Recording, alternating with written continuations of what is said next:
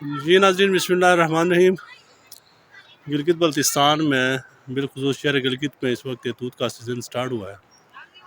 तो आज गर्मी भी है, तूत खाने को मन कर रहा है, तो बेटे ने कहा तूत खा लेते हैं। तो आज अपने छोटे बेटे के साथ आया हूँ तूत खाने के लिए। अब ये तूत खाना बहुत आसान भी नहीं है, इसका बहुत लंबा प्रोसेस है। यहाँ एक लड़के के ऊपर बेचना, दरख्त के ऊपर, फिर चादर नीचे बिछा के इसी तरह काम करने का। तो नाज़रीन, पूरी प्रोसेस से गुजरेंगे और दूध भी खाएंगे।